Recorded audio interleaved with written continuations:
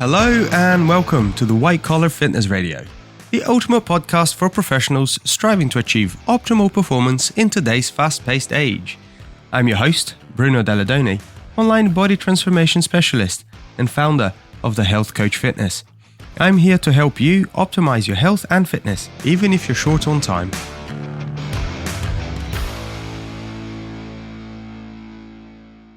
Welcome back, guys. Today, I want to start with a question. You ever feel like you're just going through the motions in the gym? Today, I'm going to show you how to turn working out into purposeful training so you can see real, measurable progress. Welcome to the White Collar Fitness Radio, where we cut through the noise and give you practical fitness steps you can actually use, even if you're short on time. So, many people rock up to the gym and they go to the gym because they feel like they should go to the gym. We've spoken at length about this stuff, but it's always important to emphasize to really get the most out of going to the gym.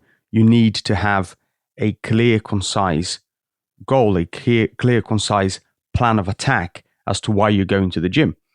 Now, it is worth mentioning that that clear plan of attack may be to maintain where you are, and that is fine so long as we know that that's what you're doing. So having that clear intention when you go into the gym will help you plan out your sessions more effectively. It will help you track your progress and see if you're actually making strides. And like I say, that can be tracking progress. Progress can in fact be maintaining where you are, whether that is maintaining, you've lost loads of weight and now you just want to maintain, whether that is you've gained some muscle tissue and now you want to consolidate and maintain. All of these things are fine and we can look at them as progress as well, but we need to know that that is what we are doing. Naturally, as I'm sure you'll know from work, if you have very clear defined targets, it's much easier to stay driven and it's much easier to actually go out and attack those targets. If, for example, nobody gives you any guidance, you don't really know what the end result of your project that you're working on at work should look like, it's very difficult to get anything of quality at least done because there are just too many options. There are too many variables all open at the same time. Whereas if you have very clear targets and perhaps you can create a different path to achieve that target, that's fine. But so long as you have a very clear defined target, you can then proceed. And so again, having those goals as you come into the gym are important for that. Help you stay accountable to yourself. It'll help you stay motivated because you can track that progress. Naturally, if going to the gym is a lifestyle and it's a thing that you like to do and you do regularly, then long-term success is much more likely if you have that plan in place. It'll help you prevent plateaus. It'll help you navigate when plateaus happen. And to be honest, it'll also help you stave off boredom. Naturally, if you're doing this for a long time, often things can get a little bit repetitive. So, like I said just a second ago, having those defined targets might mean that because you know where you're going, you can create a different path to get there.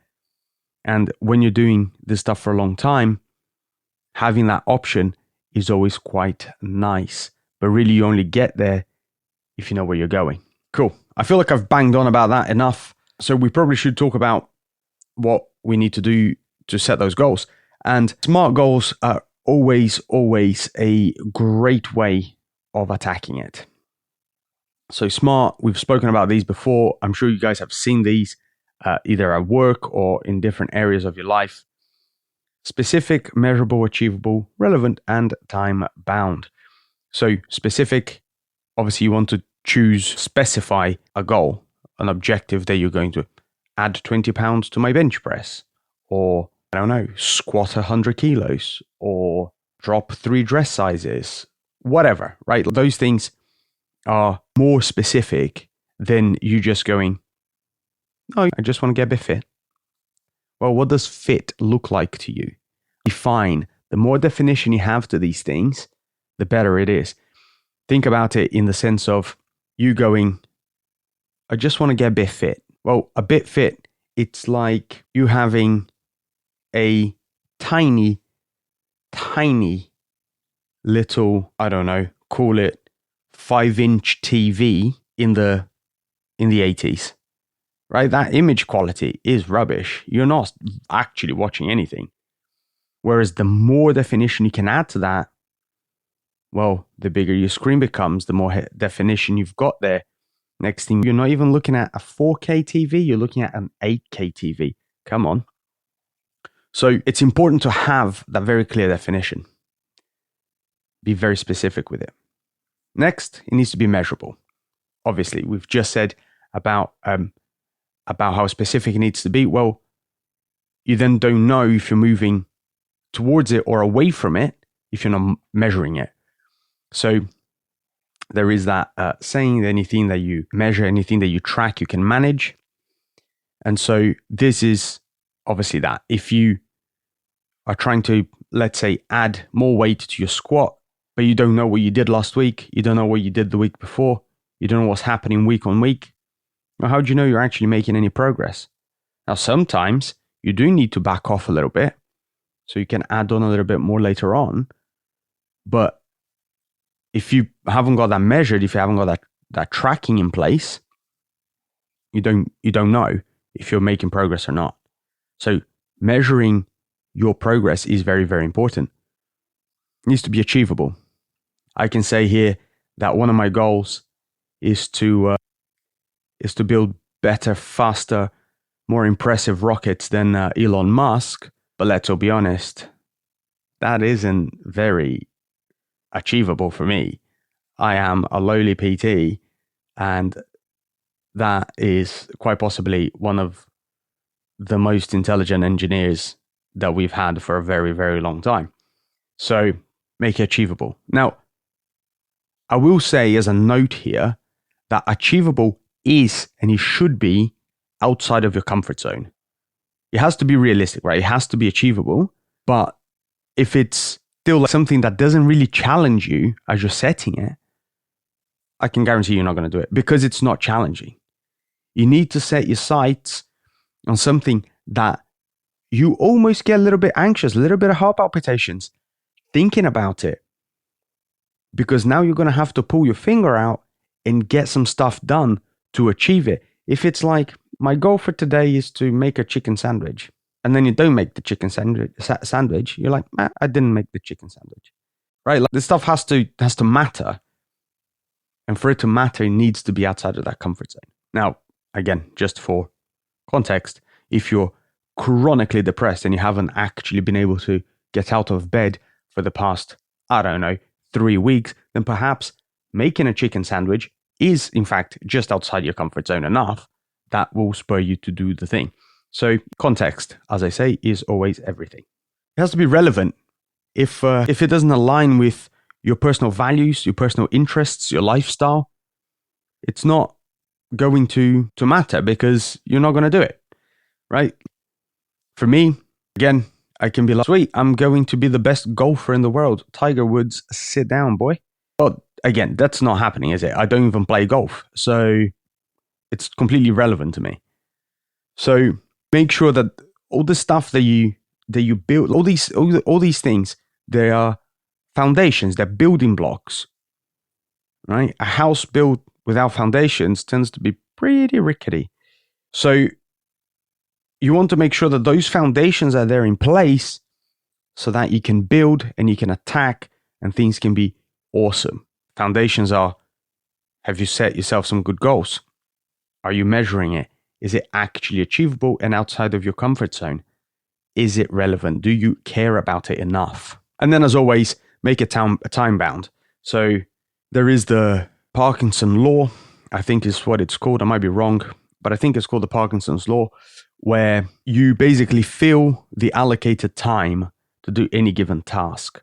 So if you're like, I want to drop 10 kilos in body fat, but I have 10 years to do it, you probably won't do it because 10 years is a very long time and you forget. But let's say that you do it, you will take the 10 years. Whereas if you go, I want to drop 10 kilos and I have, I don't know, 3 months, well, now that's achievable, very outside of your comfort zone, quite probably. It's time bound. So make these things specific, make them measurable, make them achievable and hard, relevant to your goals, relevant to who you are, and time bound. Set time frames. Break those goals down into mini goals if you need to, so that you keep motivated achieving them, the mini goals over time. Now, how do we then track? So obviously one of the main points there was to be measurable, to be able to track so that you know that you're making progress. And how do you then do that? Well, we live in the future, people. We live in the future. So it's one of the beautiful things is that you can actually buy gym trackers, paper gym trackers like notebooks that are workout logs. They are great. I've used them before. You can do that on an app. You can download apps. You can get yourself a coach like myself. Cheeky, shameless plug. I have a pretty sick app that does all that, tracks your sets, reps, weights, your nutrition, water intake, and all the different myriad things that are important for all this stuff. So that's pretty cool. But if you're not getting a coach with a sick app like me, then you can get your own app on the App Store. You can buy, like I say, notebooks. There's obviously different tools you can use, things like MyFitnessPal if you're tracking your nutrition, obviously Fitbits or any of those fitness wearables. These days, Apple and Android tend to be pretty good with their, well, to be honest, I can't really speak for Android because I don't have one, but Apple has the Apple Health app that tracks your steps and it connects with all sorts of different things. So the beauty of living in the future is that we have many tools at our disposal to be able to do that. So you don't really have that much of an excuse for not tracking, shy of you just don't want to. Have actual check-ins with yourself where you review your progress. If you have a coach, they should be doing that with you, where they review your progress, whether that is week on week, whether that is month on month, whether that is progress photos, strength tests, average weight drop or gain, depending where you are. Whatever metric you're using, and by the way, you should be using multiple metrics because nothing is linear. So you should have multiple metrics where you can see if something has plateaued, maybe something else hasn't. So, for example, maybe your scale weight hasn't changed. You're trying to drop some body fat. Your scale weight hasn't really moved.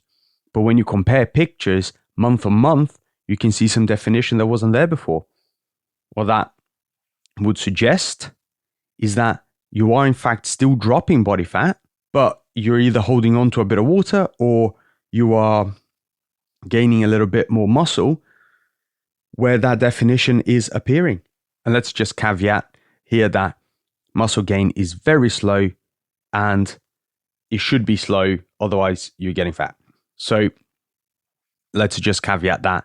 People tend to say to me, oh, but I'm losing body fat and gaining muscle. Maybe, but not at the rate that you think you are. So let's just put that out there. But nonetheless, schedule those formal check-ins with yourself so that you can actually track your progress. You can review and assess. You can reflect back on what's gone well, what hasn't. In that way, things will continue to move forwards. It is paramount here, though, to emphasize that you should be picking a method that works best for you. So not because your favorite influencer does it a certain way, because I do it a certain way, because Joe down the gym does a different way. It doesn't matter what anyone else does. It's important that you stick to the method that works for you, the metrics that work for you, that most easily fit in with what you're trying to do and with how your brain works. Very, very important, because consistency always and forever will trump the fanciest, newest, most shiniest tool. right? So long as you are in fact sticking to the schedule and you are in fact doing your check-ins and ticking the boxes that you need to tick, it doesn't matter if you're using pen and paper, it doesn't matter if you're using post-it notes, it doesn't matter if you're using the latest wearable or the latest app, just pick whatever works for you. Now, in terms of workouts, we can actually break your workout down in terms of periodization. So obviously at the top, we started talking about how you don't just want to go and do a little workout at the gym. You want to purposefully train. Amazing. So how can you actually do that? And you can periodize your workout, your program. Now, periodization is basically a fancy word for progressing your stuff, and not just progressing, but having a plan. Let's put it that way. Periodization obviously comes from period, as in a time period, and it's really the plan you're going to be using for the next 6, 8, 10, 12 weeks. What that might look like is it might look like a muscle building phase, aka hypertrophy phase, a strength phase where you're trying to go for lower reps, but at a higher intensity. And intensity, here we're using intensity interchangeably with weight, with how difficult that those reps actually are. You might go through a bit of a deload or recovery phase, and more than likely, depending what your goal is, you should actually have a mix of those. You might even want to have a mobility phase in there. So what does that look like in practice? So hypertrophy, muscle building, the standard wisdom goes that they tend to be slightly higher reps as opposed to strength. So you're talking maybe 6 to 15, 20 reps. And yes, it can go up as high as that. Strength would be traditionally thought of as 1 to 5, 1 to 6 reps. Deload, or your recovery phase, more of a maintenance phase, you would potentially still keep your intensity a little bit higher, so your weight a little bit higher, but with no volume. So you're talking 1 or 2 sets, really not pushing to the same degree that you would for a strength phase or a hypertrophy phase. And the reason for that is that you want to still stimulate the tissues, stimulate the muscles, so that they are getting movement, they're getting blood flow, but not stimulate to the point where you're creating those micro traumas and things are having to repair, and it's stressful for the body to do that. You want to stimulate the tissue enough so you don't lose it, but it's still recovering. Those are your main phases. Like I say, you might want to add in a mobility phase where you focus, and I don't mean stretching, right? Like static stretching. That's not what I'm saying here. I'm saying where you've got a bit of movement through the joints where it's controlled. You're paying attention to the joint itself, to the movement itself, to the ranges you have, and you're trying to improve that. That is also a thing. But for the sakes of this podcast, we're going to be focusing primarily on hypertrophy and strength. So hypertrophy, really important. People tend to move, just throw weights about, and please go back on the library here and have a look at the episode I did on the mind-muscle connection, because this really applies. You're trying to create tension in the tissue, as in you're trying to squeeze the muscle, as opposed to just move the weight from A to B.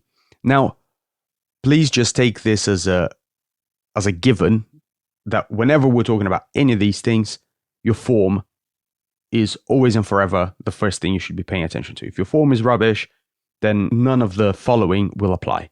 So hypertrophy is really about that tension in the tissue. It's creating those like a micro traumas, those like micro tears where your body has to lay down more tissue and grow and repair stronger than what it was before. Create size and all these beautiful things that we all like and strive for. Strength, like I say, lower rep ranges, but the weights are much higher. You're working much closer to your maximum. In gym terms, we'd normally think about it in terms of your 1 rep max, as in like you can do 1, but you wouldn't be able to do a second rep. So that 1 rep max would be your 100% effort. And so those strength phases, you're working much closer to that 100% effort, as opposed to hypertrophy where you are working a little bit lower down that scale. Now, they both cause hypertrophy, albeit slightly different, but there is no right or wrong. What we can look at here is actually stress management in terms of how much volume you're putting in through your system. So hypertrophy, you'd normally do more volume, as in more sets, more reps, because, well, that's what hypertrophy is, and that's what it normally takes. For strength, you'd normally be doing lower reps with higher weight. Potentially per muscle group, you'd potentially be doing less sets as well. Where now, because there's just less volume of work, it's less stressful for the body to deal with. So the theory is that you'd be able to recover a little bit quicker. So what you then want to do for these for these periodization blocks, for these training blocks, let's say, is potentially, if you don't have want to be in Olympia next year sort of types of goal, or you don't want to win the world's strongest man, then perhaps having a mix of strength and hypertrophy throughout that cycle, that time period, that periodized plan might not be the worst idea, because you're challenging the muscle slightly differently. You're actually keeping your training a little bit more interesting, which keeps you a bit more engaged. And then every few weeks, have a planned deload, planned rest, so that your body can actually consolidate a little bit more the work you've been putting in, and you can keep progressing forwards. So, what would that look like in practice? Well, perhaps you could go, say for example, you go through a 12-week program. You could quite easily have 5 weeks of strength, 5 weeks of hypertrophy, 2 weeks of deload. Now, watch my peers come at me. 2 weeks of deload? Are you mental? Maybe I am. But you tend to find that people respond quite well to having a bit of a break sometimes. Some, not always, but it's not the worst way to do it. Some people might prefer to do 4 weeks, 4 weeks, 4 weeks, and then add in a week of deload. So that would be what? A 13-week program. So there is no exact right or wrong way of doing it. There's different ways to do it. And like I said at the top, the most important thing is finding a way that you can stick to for the long haul. Because there's no point in you setting yourself a 12-week program and then 3 weeks in, you're like, actually, this is rubbish. I can't be bothered. Goodbye. And then you don't do it anymore. So, to recap, it's important that you're not just going into the gym to just quickly work out as opposed to train, right? I want you guys moving away from the, I just need to tick a box, to, oh, I want to make some progress here by having some clear goals. Now, that doesn't mean that your actual workout in the gym isn't quick. It can be, but it has to be intent driven and it has to be focused. You have to be present in the moment, lifting those weights, doing those things, so that you're not just flapping around in the gym. You're actually training and moving the needle forwards. So, what do you need to do now? Well, if you haven't already, get yourself a pen and paper. Define those SMART goals for the next 8, 12, maybe 16 weeks. Time frame that's appropriate for you. Define the SMART goals that you want to achieve in that time frame. Pick the tracking method that you're going to be using, whether that's a journal, whether that's an app, the monthly assessments you're going to be using, and plan a simple periodized approach. Pick exercise you like, whether you're training 3 times a week, 4 times a week, twice a week. It doesn't really matter. It matters that you show up with intent. So, periodize a simple program. I would suggest 5 weeks hypertrophy, 5 weeks strength, and then a 2-week deload if you're going for that 12-week plan. That way you can work, you know that you're going to, at the end of it, you're going to have 2 full weeks to just go through the motions, let the body rest, let your tissues rest. So for the preceding 10, you can go absolute ham, making sure that you're getting the most out of every single workout. Thank you guys for tuning in to the White Collar Fitness Radio. If today's episode helped you rethink your workouts, share with a friend, and please, please, please leave us a review. It really helps more people find the show. Stay tuned for our next episode, and I'll see you guys next time.